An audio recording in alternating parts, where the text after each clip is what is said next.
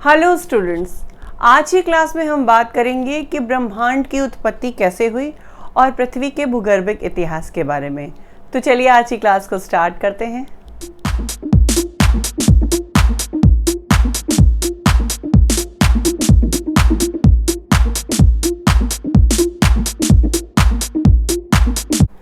देखिए, आज का टॉपिक जो है वो तो है ज्योग्राफी का टॉपिक, ठीक है, लेकिन हिस्ट्री में बहुत सारे क्वेश्चन इस टॉपिक से आने लगे हैं, ठीक है। तो जैसे जैसे ट्रेंड चेंज हो रहा है और वैसे भी ज्योग्राफी को बिना समझे हिस्ट्री का ज्ञान अर्जित नहीं किया जा सकता है, इसलिए हमें हर चीज़ शुरुआत से शुरुआत करनी पड़ेगी ताकि आप लोगों के अंदर एक समझ विकसित हो। तो ठीक है, तो जो अब हम अपने टॉपिक पे आते हैं।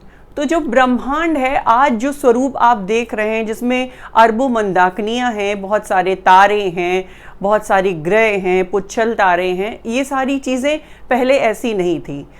तो इसके बारे में एक थ्योरी बहुत ज़्यादा फेमस है जिसको कहते हैं हम बिग बैंग थ्योरी, जो कि दिया था जॉर्ज लेमेंटियर ने, जो कि बेल्जियम के वैज्ञानिक थे। बेल्जियम से वो बिलोंग करते थे और उन्होंने हमें ये चीज़ बताया कि ब्रह्मांड जो है वो पहले ऐसा नहीं था।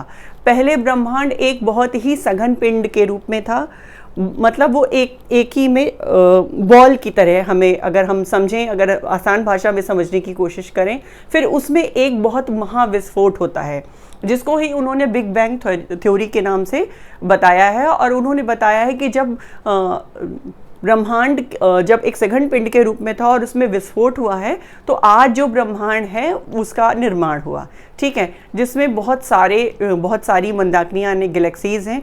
और हमारी गैलेक्सी का नाम आकाशगंगा यानी मंदाकिनी है, आकाशगंगा, मंदाकिनी, और इंग्लिश में इसको मिल्की वे कहते हैं, ठीक है।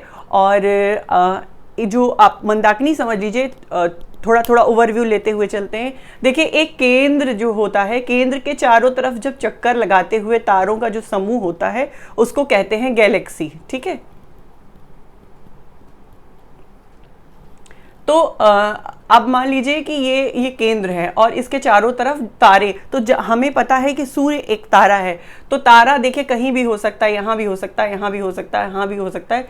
तो सूर्य हमारे ग्रहों के साथ में, जो जितने ग्रह हैं, ग्रहों के साथ में गैलेक्सी का चक्कर लगा रहा है, ठीक है। ये तो हो गई ब्रह्मांड की उत्पत्ति से रिलेटेड बात। अब हम पढ़ेंगे कि पृथ्वी की उत्पत्ति कैसे होती है और पृथ्वी में जो डिफरेंट एराज हुए हैं उनके बारे में पढ़ेंगे, उनके अंदर जो पीरियड्स डिवाइड किए गए हैं और जो एपॉक डिवाइड किए गए हैं। तो चलिए आगे बढ़ते हैं। तो ये जो सारी घटना है वो 15 अरब वर्ष पहले की है। 15 अरब वर्ष पहले ब्रह्मांड की उत्पत्ति हुई थी, ठीक है। अब आते हैं पृथ्वी पे। तो देखिए, पृथ्वी की उत्पत्ति 4.5, किसी बुक में 4.6 अरब वर्ष पहले मानी जाती है, ठीक है। तो शुरुआत में क्या होता है, शुरुआत में जो पृथ्वी आज हमें जैसे दिखती है ऐसी नहीं थी। शुरुआत में पृथ्वी बहुत ही ज़्यादा गैसियस थी, गर्म थी और तरल अवस्था में थी, ठीक है। फिर धीरे धीरे पृथ्वी ठंडी होनी शुरू हो गई।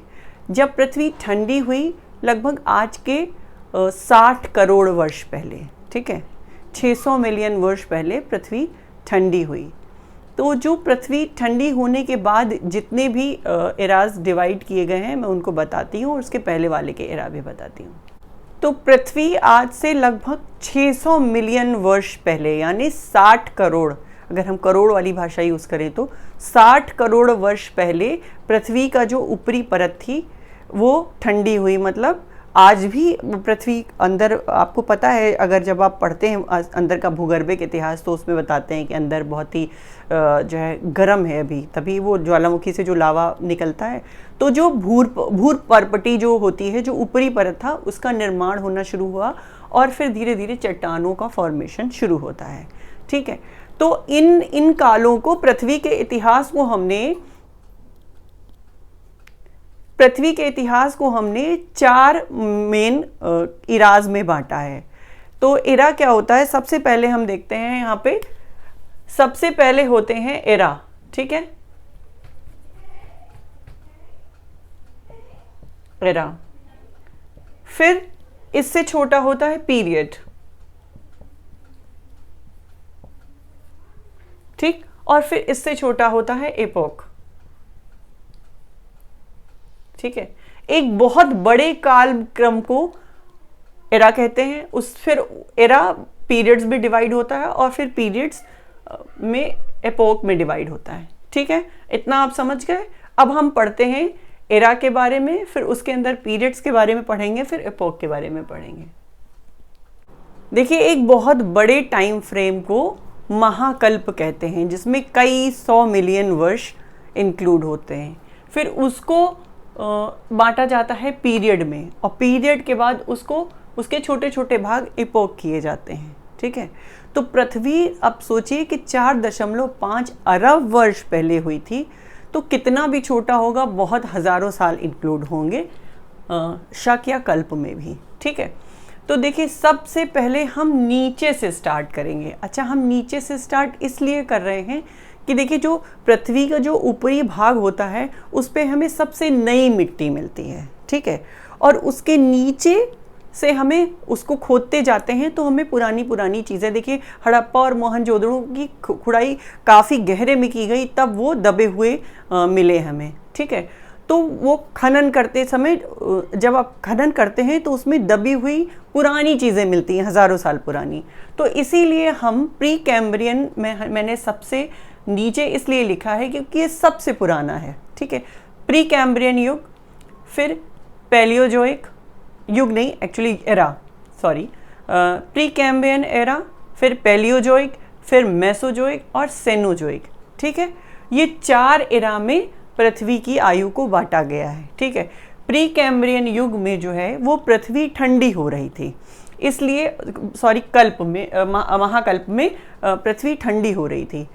तो इसको प्री कैम्ब्रियन जो है एरा, इसमें कोई भी युग नहीं है। सबसे पहले महाकल्प, फिर युग, फिर देखिए, एरा और पीरियड और एपोक में कई कई किताबों में बहुत आगे पीछे है। किसी को एपोक को इधर कर दिया है, किसी में पीरियड को इधर कर दिया है, लेकिन जो सही है, ऑथेंटिक है, वो यही है। ऐसे ही बांटा गया है। सबसे पहले एरा आएगा, फिर पीरियड आएगा, फिर एपोक आएगा, ठीक है। हिंदी में काफ़ी कन्फ्यूजन है, तो इसलिए आप इंग्लिश में ही याद करें तो मेरे ख्याल से बेहतर होगा, ठीक। तो सबसे पहले प्री कैम्ब्रियन युग आता है, ठीक है। प्री कैम्ब्रियन युग को देखिए, इसमें कोई प्री कैम्ब्रियन जो एरा है, बार बार मैं युग बोल रही हूँ, आई एम सॉरी, ठीक है। तो जो महाकल्प है उसको 4 भागों में डिवाइड किया गया है। प्री कैम्ब्रियन, इसकी कोई हिंदी नहीं है, तो प्लीज़ कृपया हिंदी ना पूछें। प्री कैम्ब्रियन को प्री कैम्ब्रियन ही याद करें, हिंदी में भी प्री कैम्ब्रियन ही लिखें। फिर पैलियोजोइक, पैलियोजोइक का हिंदी मतलब होता है पुराजीवी, ठीक। उसके बाद मेसोजोइक, मेसोजोइक का हिंदी अर्थ होता है मध्यजीवी, और सेनोजोइक या इसको नियोजोइक भी कहते हैं। मैंने दोनों इसलिए लिख दिया है क्योंकि किताब में अगर सेनोजोइक कहीं मिले, कहीं नियोजोइक मिले, तो वैसे तो सेनोजोइक ही है, लेकिन नियोजोइक भी कहीं कहीं लिखा रहता है, तो आपको कन्फ्यूजन ना हो कि मैंने तो सेनोजोइक पढ़ा था, नियोजोइक कहाँ से आ गया, ठीक है। तो इसलिए आपको जानकारी सब होनी चाहिए। आप याद कोई एक कर सकते हैं, सेनोजोइक याद करिए, ठीक है। तो प्री कैम्ब्रियन जो काल है, इसमें कोई भी युग नहीं है। इसमें कोई युग इसलिए नहीं है क्योंकि इस समय पृथ्वी गर्म थी और ठंडी हो रही थी। तो इस समय कोई भी आपको कोई वातावरण नहीं था, कोई पेड़ पौधे नहीं थे, कोई जीव जंतु नहीं थे, कुछ भी नहीं था। इस समय पृथ्वी ठंडी हो रही थी, ठीक है। पृथ्वी ठंडी जब हुई 600 मिलियन वर्ष पहले, मिलियन ईयर्स लिख दिया है मैंने, यहाँ से पृथ्वी, जब ये पूरा, इसको भी 3 भागों में बांटा गया है, वो मैं आगे बताऊंगी, पहले आप इसको समझ लीजिए, ठीक है। तो ये इस जब महाकल्प में पृथ्वी जब ठंडी हो रही थी, तो फिर यहाँ पे आते आते समझ लीजिए, थोड़ा पैलियोजोइक युग के थोड़ा सा पहले पठार, थोड़ा पर्वतों का हलचल हुई और पर्वतों का निर्माण स्टार्ट होता है, ठीक है। तो अब इसको हम याद कैसे करेंगे? देखिए, प्री कैम्ब्रियन तो ऐसे याद करेंगे क्योंकि अभी आगे जो, जब शक और कल्प बताऊंगी तो उसमें कन्फ्यूजन आपको होगा, तो इसलिए पहले इसको चीज़ें याद करते हुए चलिए, ठीक है। और याद करने के लिए ये ऐसा टॉपिक है, ये काफ़ी कठिन टॉपिक माना जाता है हिस्ट्री का। तो इसको याद करते हुए मैंने एक ट्रिक बनाई है। देखिए, प्री कैम्ब्रियन तो याद हो जाएगा, कैम्ब्रियन, ठीक है, कैम्ब्रिज से मिलता है तो प्री कैम्ब्रियन, ऐसे आप याद कर लग सकते हैं, ठीक है। तो पैलियोजोइक एरा, फिर मेसोजोइक एरा और फिर सेनोजोइक एरा। अच्छा, सेनोजोइक एरा में बता देती हूँ, तो इसमें जो सेनोजोइक जो एरा है, इसमें टर्शरी और क्वाटरनरी ये दो जो है युग कंबाइन करके रखे गए हैं सेनोजोइक या नियोजोइक एरा में, ठीक है। आप अभी के लिए सेनोजोइक ही पढ़िए, नियोजोइक को छोड़ दीजिए, नियोजोइक जानते रहिए बस, ठीक है। तो प्री कैम्ब्रियन, पैलियोजोइक, मेसोजोइक और सेनोजोइक। तो देखिए इसको याद कैसे करेंगे। पैलियो, ठीक है, पोलियो जैसा दिख रहा है आपको, ठीक। तो पोलियो, ठीक, मसाज से नोजाई नहीं जाता है, ठीक। पोलियो वैसे भी मसाज से जाता नहीं। देखिए, ट्रिक ऐसी बनानी चाहिए, हमें ट्रिक याद करने के लिए भी मतलब कुछ याद करने के लिए भी ट्रिक ना याद रखनी पड़े, ठीक। तो ऐसे आप समझ लीजिए कि पोलियो, पैलियोजोइक, मसाज, मेसोजोइक और सेनोजोइक से नोजाई, नो हिंदी इंग्लिश मिक्स कर दीजिए, ठीक। तो प्री कैम्ब्रियन याद ऐसे सिंगल याद रखिए, प्री कैम्ब्रियन, फिर पोलियो, मसाज से ना जाई, ठीक। ये 4 एरा मतलब महाकल्प आपको याद हो गए, ठीक। ये क्लियर। आप देखिए आगे बढ़िए। प्री कैम्ब्रियन में तो कोई युग ही नहीं है, पृथ्वी ठंडी हो रही थी, इसलिए यहाँ से हम लोग युग बनाते ही नहीं है। प्राइमरी पैलियोजोइक, ठीक, पैलियोजोइक प्राइमरी, मेसोजोइक मध्यजीवी मतलब सेकेंडरी, उसके बाद ये दोनों टर्शरी और क्वाटरनरी सेनोजोइक में आ गए। कुछ भी बहुत ज़्यादा दिमाग लगाना ही नहीं है, इतना अगर आपने याद कर लिया अच्छे से, ठीक है, तो इसको समझने में बहुत आसानी होगी। और इसमें इतना कन्फ्यूजन है बुक्स में कि मैं आपको बता नहीं सकती हूँ, लेकिन इस टॉपिक को समझ लीजिए, क्योंकि जब आपको ये नहीं पता होगा कि मानव की उत्पत्ति टर्सरी युग के प्लायोसीन काल में हुई थी, तो कैसे पता चलेगा। कुछ समझ में आया। प्लायोसीन काल का अभी इधर काल जब डिवाइड होंगे शक, ठीक है, तो उसमें समझ में आएगा। देखिए, अगर अब आपसे मैं कहूँ कि मानव जो था उसका जो उद्भव मतलब जो मानव का जो जन्म होता है वो कब हुआ था, तो मैं अगर कहूँ कि टर्सरी युग के प्लायोसीन काल में हुआ था, तो अब आपको समझ में आ जाएगा, ठीक है। पहले अगर कोई पूछता कि कौन से युग में हुआ था या कौन से इपोक में हुआ था मानव की उत्पत्ति, तो आप नहीं बता पाते। अब देखिए, टर्शरी युग के प्लायोसीन काल में हुआ था, ठीक। यहाँ पे मानव कपी के रूप में दिखाई देता है, और प्लायोसीन आते आते होलोसीन आते आते आधुनिक मानव के जैसा दिखाई देने लगता है। तो अब देखिए, हम फिर से पढ़ते हैं कि प्री कैम्ब्रियन जो महाकल्प था उसमें कोई युग नहीं था, क्योंकि इसमें पृथ्वी ठंडी हो रही थी, और पृथ्वी ठंडी होने के बाद पृथ्वी पर जीवन की उत्पत्ति कैसे होती है। तो सबसे पहले हम सबको पता है कि पृथ्वी की उत्पत्ति के बाद जीवों की उत्पत्ति जो पृथ्वी पे है वो समुद्र में होती है। सबसे पहले अजोइक और आर्कियन, कहीं कहीं पे किसी बुक में अजोइक पीरियड हमें देखने को नहीं मिलता है, ठीक है। तो इसीलिए मैंने यहाँ पे लिख दिया है 2 या 3 भागों में इसको बांटा गया है। किसी में दो भागों में आर्कियन और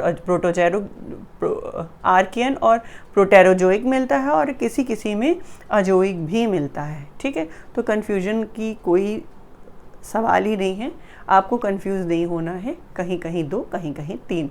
तो हम यहाँ पे तीनों बता रहे हैं ताकि कुछ आप एक्स्ट्रा दिखे तो कुछ आपको नया ना लगे, ठीक। लेकिन आपको याद आर्कियन और प्रोटेरोजोइक ही करना है, ठीक। अब इन दोनों उसमें पृथ्वी ठंडी हो रही थी। अब यहाँ पे आते आते देखिए किसका, समुद्र में जो कवक और शैवाल, जिनको फंजाई और एलगी कहते हैं, और बैक्टीरिया, इनसे शुरुआत होती है जीवों की। ठीक है, उसके बाद थोड़ा थोड़ा कैम्ब्रियन युग आते आते कैम्ब्रियन हलचल होती है। कैम्ब्रियन हलचलों में पर्वतों का निर्माण होता है। अब कौन कौन से पर्वतों का निर्माण होता है, ये पूरा ज्योग्राफी का टॉपिक है, इसमें हमें पढ़ने की ज़रूरत नहीं है। बस आपको मोटा मोटा एक, बहुत ज़्यादा चीज़ें दिमाग में घुसाने से अच्छा है कि जितना पढ़ें उतना याद रह जाए। ठीक है, तो इतना इतना आप थोड़ा, जितना बेसिक आपको पता होना चाहिए उतना मैं बता रही हूँ। ज़्यादा मैं हौच पौच नहीं कर रही हूँ, नहीं तो फिर ये टॉपिक सोचेंगे कि छोड़ ही दें। ठीक, तो अजोइक, आर्कियन और प्रोटेरोजोइक, ठीक, ये 3 एपोक में बांटा गया है प्री कैम्ब्रियन काल को, और इसमें कोई भी पीरियड नहीं है। ठीक, इतना समझ में आया। ठीक, अब आते हैं हम पैलियोजोइक एरा पे। तो पैलियोजोइक एरा को हम याद कैसे करेंगे? ठीक, तो अब देखिए, इसका भी एक मैंने ट्रिक निकाला है। ये तो था पोलियो मसाज से ना जाई, ठीक, वो याद हो गया आपको, पोलियो मसाज से जाता भी नहीं है, बहुत ही इजी ट्रिक है। अब ये देखिए, आजकल ऑनलाइन शॉपिंग तो हम सब करते हैं। ठीक, तो देखिए ऑनलाइन पे देखिए, बस इतना याद रखना है आपको, कैमरा ऑर्डर किया था सिल्वर का, ठीक लेकिन जो है डिलीवरी को परमिशन ही नहीं मिली। भाई सोना चांदी हम लोग कहाँ वो ऑनलाइन खरीद बेच सकते हैं? नहीं खरीदते हैं, ऐसा नहीं है, लेकिन ये बस ट्रिक के लिए मैं बता रही हूँ। ठीक, ज़्यादा लॉजिक लगाने की ज़रूरत नहीं है इसमें। कैमरा ऑर्डर किया था सिल्वर का और डिलीवरी को परमिशन ही नहीं मिली, और ओरियन, ईयन, वियनियन, ये सभी में है। देखिए कैम्ब्रियन, ओर्डोविसियन, सिलूरियन, डेवोनियन, कार्बोनीफेरस, यही खाली अलग है, और ये थोड़ा अलग भी है क्योंकि यहाँ पे सबसे पहले पृथ्वी में भ्रंशन होता है। ठीक है, पपड़ी जब ठोस हो जाती है और तो उसमें भ्रंशन होता है, और भ्रंशन के बाद कार्बन का निर्माण कार्बोनीफेरस काल में ही होता है, और परमियन। ठीक, कैमरा ऑर्डर किया था सिल्वर का, डिलीवरी को परमिशन ही नहीं मिली। कैम्ब्रियन, इसको 4-5 बार, 10 बार, 15 बार, जितनी बार आपको पढ़ना तो पड़ेगा ही, बिना पढ़े तो कुछ नहीं याद होता है। ठीक है, तो इसलिए कैम्ब्रियन, ओर्डोविसियन, सिलूरियन, डेवोनियन, कार्बोनीफेरस और परमियन, ये प्राइमरी में है। ठीक है, प्राइमरी में बड़ा कठिन पढ़ा रहे हैं सेकेंडरी में थोड़ा उससे आसान हो जाएगा। देखिए 3 जूरी होती हैं, वो बड़ी क्रिएटिव होती हैं, या ऐसे भी याद कर सकते हैं। जो हमारा ट्राई कलर का झंडा होता है, वो बहुत ही क्रिएटिव इंसान ने बनाया, बड़ा अच्छा लगता है, बड़ा दिखने में बड़ा क्रिएटिव लगता है ना। 3 कलर्स, वो भी क्या कॉम्बिनेशन है अपने तिरंगे का। तो ऐसे याद कर सकते हैं, ट्राई कलर का झंडा बड़ा क्रिएटिव लगता है। ट्रियासिक, जुरासिक और क्रेटेशियस। देखिए जुरासिक पार्क से तो हम सभी परिचित हैं, ये जो है डायनासोर्स का काल था। ठीक है, यहाँ पे होते हैं, यहाँ पे वो हो जाते हैं, डोमिनेंट हो जाते हैं, और यहाँ पे क्रेटेशियस काल में सारे जो है वो डायनासोर्स ख़त्म हो जाते हैं। ठीक, फिर ऐसे आगे चल के पहले इतना अच्छे से हम समझ जाते हैं, एक एक आगे बढ़ते बढ़ते, उसके बाद फिर हम इनकी अंदर क्या क्या क्या की चीज़ें हुई थी वो पढ़ेंगे। ठीक, तो फिर ये है प्लायोसीन, ईओसीन, ओलिगोसीन, मायोसीन और प्लायोसीन, ये आपको ऐसे याद करना पड़ेगा। फिर प्लेस्टोसीन और होलोसीन।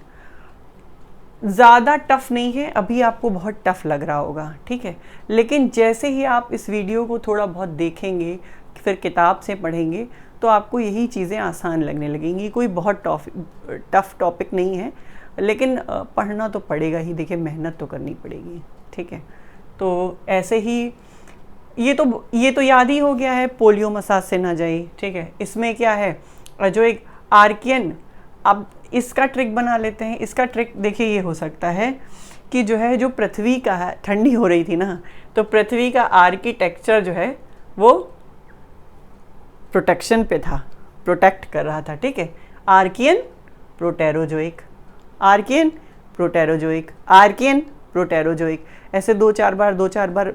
तो आर्किटेक्चर से आर्कियन और प्रोटेक्ट हो रहा था प्रोटेरोजोइक, ठीक, प्रोटेक्ट हो रहा था मतलब उसकी पपड़ी ठोस हो रही थी। प्रोटेरोजोइक काल में कवक, एल्गी और फंजाई का उद्भव हो चुका था, ठीक।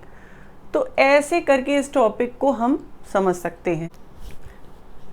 तो देखिए एक बार जल्दी से रिवाइज कर लेते हैं, ठीक, रिवाइज कर लेते हैं। उसके बाद नेक्स्ट जो पार्ट होगा उसमें मैं इन सब की विशेषताएं बहुत अच्छे से बताऊंगी, ठीक है। तो आपके दिमाग में एक ये फ्रेम बनाने के लिए ये वीडियो था कि आपके दिमाग में एक फ्रेम बन जाए कि कैसे कैसे क्या चीज़ है, ठीक है। तो इसके नेक्स्ट पार्ट में हम आगे की चीज़ें समझेंगे और पढ़ेंगे भी और उन्हें याद भी कर लेंगे, ठीक है। तो एक बार फटाक से रिवीजन कर लेते हैं। देखिए जब प्री कैम्ब्रियन काल था, महाकल्प था, एरा था, तो उसमें 3 शकों में इसको इपॉक में बांटा गया है, एजोइक, आर्कियन और प्रोटेरोजोइक। तो आर्किटेक्चर जो था पृथ्वी का वो अपने आप को प्रोटेक्ट कर रहा था, मतलब कड़ा हो रहा था ना। तो ये ऐसे याद कर सकते हैं, एजोइक, आर्कियन और प्रोटेरोजोइक, ये हो गया, ठीक है। फिर जब प्रोटेरोजोइक के बाद जब पैलियोजोइक एरा होता है, ठीक है, प्राथमिक युग शुरू होता है, तो उसमें कैम्ब्रियन, ओडोविसियन, सिलूरियन, डेवोनियन, कार्बोनिफेरस और पर्मियन, ठीक, ये 6 शक या कल्प या एपोक इसमें डिवाइडेड है। देखिए पृथ्वी पर जो जीवों की उत्पत्ति है वो समुद्र से मानी जाती है, ठीक है। समुद्र में सबसे पहले जो कवक, शैवाल, जिनको फंजाई, एल्गी कहते हैं, बैक्टीरिया वगैरह, ये इन सब की उत्पत्ति होती है। फिर धीरे धीरे अकशेरुकी जीव, जिनको इन्वर्टिब्रेट्स कहते हैं, और उसके बाद कशेरुकी जीव, कशेरुकी जिनकी रीढ़ की हड्डी होती थी, वो पहले जलचर आए, फिर उभयचर जो पानी और स्थल दोनों में रुक सकते थे, और उसके बाद फिर स्तनधारी जीव आए जैसे कि मैमल्स, ठीक। तो ऐसे ऐसे धीरे धीरे जीवों का क्रमिक विकास होता चला गया। तो इन सारी चीज़ों को हम एक बार पहले इन सब चीज़ों को रिवाइज कर लेते हैं, उसके बाद फिर इसकी जो विशेषताएं हैं वो हम अगले पार्ट में पढ़ेंगे। तो चलिए फटाक से रिवाइज कर लेते हैं। तो प्री कैम्ब्रियन जो काल था, ठीक है, जो महाकल्प था, उसमें जो कोई भी युग नहीं है, और प्लस इसमें 3 इनको कल्पों में यानी एपोक में बांटा गया है, जो कि है एजोइक, आर्कियन और प्रोटेरोजोइक, ठीक। आर्किटेक्चर जो है वो प्रोटेक्ट हो रहा था पृथ्वी का, और प्रोटेरोजोइक जो एपोक है, इसी में हमें कवक, फंजाई और एल्गी वगैरह ये सारी चीज़ें देखने को मिलती हैं, ठीक है। उसके बाद फिर आता है पैलियोजोइक यानी कि प्राइमरी युग, ठीक। इसमें कैम्ब्रियन, ओडोविसियन, सिलूरियन, डेवोनियन, कार्बोनिफेरस और पर्मियन, ये सारे एपोक्स हैं, ठीक। फिर मेसोजोइक एरा में, महाकल्प में, सेकेंडरी पीरियड में सबसे पहले ट्रियासिक, फिर जुरासिक और क्रिटेशियस। जुरासिक हम सबको पता है, यहाँ पे डायनासोर्स का जुरासिक पार्क आपने वो मूवी देखी होगी, इसमें होते हैं, इसमें डोमिनेंट हो जाते हैं, और इसमें क्रिटेशियस पीरियड में इनकी डेथ हो जाती है, ठीक। ट्रियासिक, जुरासिक और क्रिटेशियस। इसका ट्रिक था, कैमरा ऑर्डर किया था सिल्वर का, डिलीवरी को परमिशन नहीं मिली, और इसको ट्राई कलर का जो झंडा है वो कितना क्रिएटिव लगता है, ठीक। उसके बाद अब आता है सोनोजोइक या नियोजोइक एरा, जो कि 2 भागों में विभाजित है, ठीक है। इसके अंदर सेनोजोइक को 2 एराज में मिक्स कर दिया गया है, ठीक है। इन दोनों को मिला के सेनोजोइक एरा बनता है, ठीक। तो टर्शरी और क्वाटरनरी। टर्शरी में देखिए प्लायोसीन, इयोसीन, ओलिगोसीन, मायोसीन और प्लायोसीन, ठीक। उसके बाद क्वाटरनरी में प्लेस्टोसीन और होलोसीन। ये सबसे नया काल है, ठीक, नया कल्प है। तो आज का ये वीडियो आपके दिमाग में एक फ्रेमवर्क बैठाना था, ठीक है। और इसकी बहुत सारी विशेषताएं हैं, जो मेन विशेषताएं हैं वो अगले पार्ट में मैं कवर करूँगी। तो आई होप आज की एक क्लास आपको अच्छे से समझ में आई होगी, और प्लीज़ इसको 2-4 बार ज़रूर पढ़ें। ये थोड़ा सा ये जो एक वो एक ये सब बहुत नाम थोड़े से डिफ़िकल्ट तो हैं ही। तो अगर आप मेहनत करेंगे और कंसंट्रेट होकर पढ़ेंगे तो ये बहुत ही इजी टॉपिक लगेगा। तो मिलते हैं नेक्स्ट क्लास में नेक्स्ट वीडियो के साथ। Till then take care, bye bye.